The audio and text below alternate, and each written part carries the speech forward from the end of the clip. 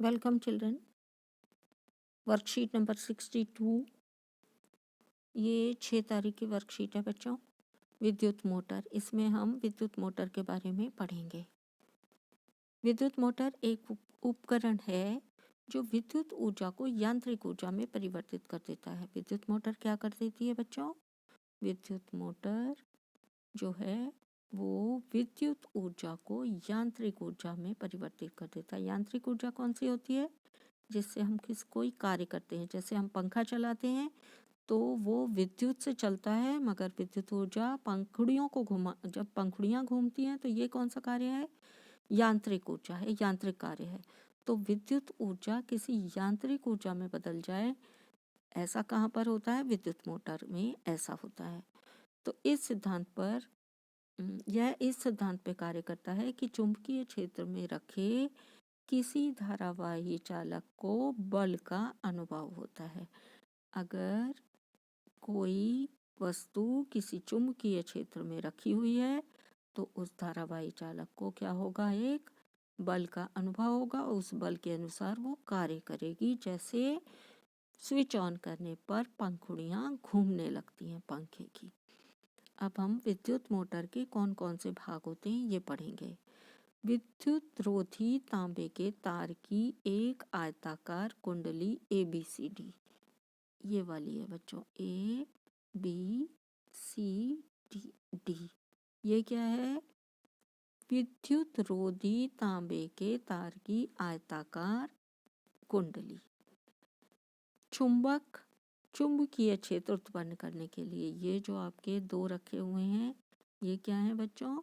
एक पे आपको N लिखा हुआ है, एक पे साउथ है, एक का नॉर्थ है, एक का उत्तर आ रहा है सिरा, और एक का ध्रुव दक्षिण आ रहा है या साउथ है। तो ये दो बड़े बड़े क्या हैं? चुंबक हैं। विभक्त वलय क्या होते हैं?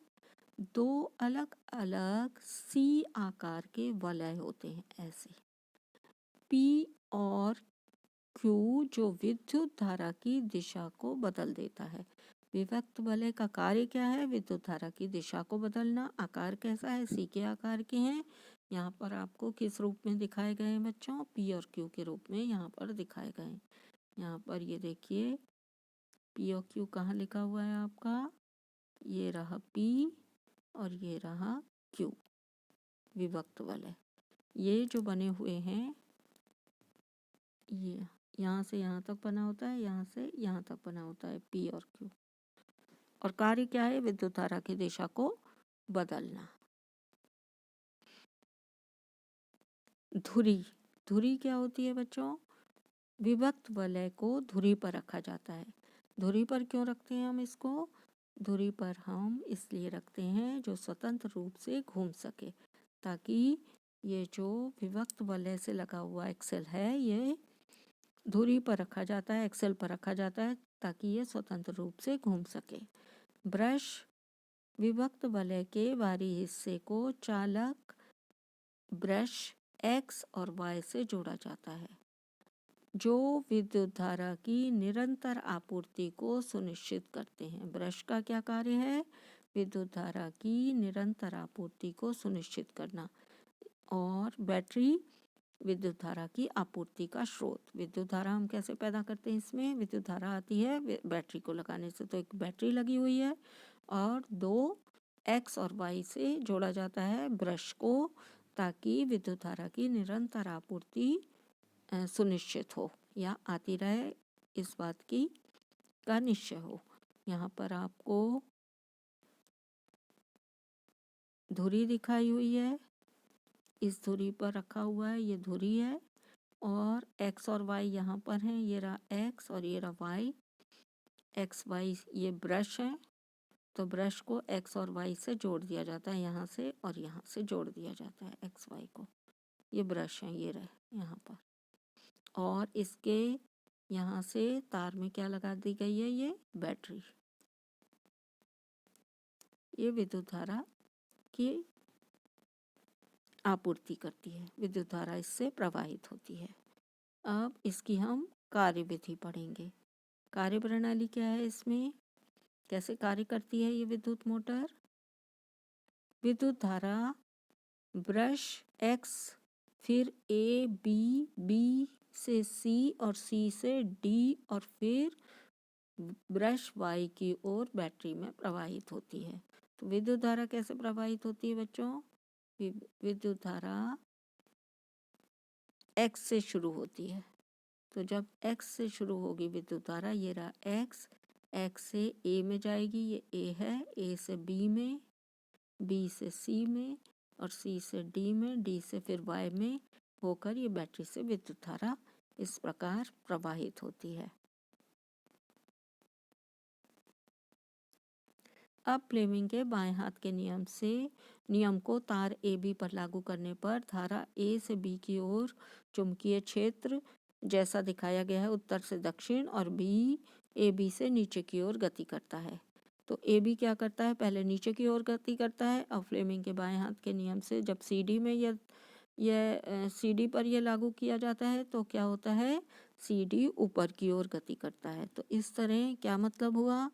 ए बी नीचे की ओर गति करता है और सी डी ऊपर की ओर गति करता है। इस प्रकार आयताकार कुंडली वामावर्त दिशा में गति करने लगती है। ये दोनों अपोजिट डायरेक्शन में गति करते हैं, जिससे क्या होता है? जो पूरी कुंडली है वो वामावर्त दिशा में गति करने लगती है। विद्युत मोटर का उपयोग कहाँ कहाँ किया जाता है? विद्युत मोटर का उपयोग बिजली के पंखे में, रेफ्रिजरेटर में, मिक्सर में, वॉशिंग मशीन में, कंप्यूटर, MP3 जो प्लेयर होता है आदि में किया जाता है। ये विद्युत मोटर के उपयोग हैं। और सबसे मुख्य बात जो आपको याद रखनी है वो क्या रखनी है? विद्युत मोटर द्वारा विद्युत को यांत्रिक ऊर्जा में बदला जाता है। प्रश्नोत्तर कौन कौन से हैं? विद्युत मोटर का नामांकित चित्र बनाइए। बच्चों ये चित्र आप अपनी साइंस की बुक से बना सकते हैं या फिर जो वर्कशीट में आपको चित्र दिया हुआ है आप उसे देखकर भी विद्युत मोटर का चित्र बना सकते हैं। ये आपको विद्युत मोटर का चित्र दिया हुआ है। क्वेश्चन नंबर 2 में आपसे पूछा गया है विद्युत मोटर का कार्यकारी सिद्धांत लिखिए। यहाँ पर सिद्धांत लिखा हुआ है, यहाँ पर आपके लिए सिद्धांत लिखा है या फिर आप वर्कशीट में से भी ये सिद्धांत लिख सकते हैं। विद्युत मोटर एक युक्ति है जो विद्युत ऊर्जा को यांत्रिक ऊर्जा में परिवर्तित करती है। इस युक्ति में चुंबकीय क्षेत्र में रखे किसी धारावाही चालक को बल का अनुभव होता है, जिसके कारण यह विद्युत ऊर्जा किस ऊर्जा में बदल जाती है? यांत्रिक ऊर्जा में बदल जाती है। क्वेश्चन नंबर 3 में आपको विद्युत मोटर के विभिन्न भागों के कार्य पूछे गए हैं। पहला भाग कौन सा दिया गया है आपको? विभक्त वलय। पहला भाग आपको विभक्त वलय का कार्य बताना है। विभक्त वलय का क्या कार्य है? विद्युत मोटर में विभक्त वलय दिक् परिवर्तक का कार्य करता है। क्या कहते हैं विभक्त वलय को हम? दिक् परिवर्तक। ये दिक् परिवर्तक का कार्य करता है। दिक् परिवर्तक का क्या मतलब होता है? दिक् परिवर्तक परिपथ में विद्युत धारा के प्रवाह को उत्क्रमित कर देता है, यानी कि बदल देता है। तो विद्युत धारा के प्रवाह को उत्क्रमित कर देता है। धुरी का क्या कार्य है? विभक्त वलय को धुरी पर रखा जाता है जो स्वतंत्र रूप से घूम सकती है। तो इसे स्वतंत्र रूप से घुमाने के लिए इसको हम किस पर रख देते हैं? विभक्त वलय को धुरी पर। ब्रश का क्या कार्य है बच्चों? ब्रश का कार्य है विभक्त वलय के बाहरी हिस्से को चालक ब्रश एक्स और वाई से जोड़ा जाता है, जो विद्युत धारा की निरंतर आपूर्ति को सुनिश्चित करते हैं। जिससे कि निरंतर आपूर्ति होती रहे, इसीलिए क्या लगाए जाते हैं? चालक को ब्रश एक्स वाई से जोड़ दिया जाता है, जो निरंतर आपूर्ति को सुनिश्चित करते हैं। क्वेश्चन नंबर 4 में आपसे पूछा गया है उन उपकरणों के नाम लिखिए जिनमें विद्युत मोटर का उपयोग होता है। तो बच्चों आपने बहुत सारे उपकरण पढ़े हैं जिनमें विद्युत मोटर का उपयोग होता है। यहाँ पर मैंने आपके लिए कुछ लिखे हुए हैं, आप अपने आप से भी और लिख सकते हैं। रेफ्रिजरेटर, वॉशिंग मशीन, बिजली के पंखे, MP3 प्लेयर या फिर मिक्सर। तो सभी चीज़ों में वॉशिंग मशीन वो किसका उपयोग होता है? विद्युत मोटर का उपयोग होता है। वो आप अपने आप भी उदाहरण लिख सकते हैं। Thanks for watching.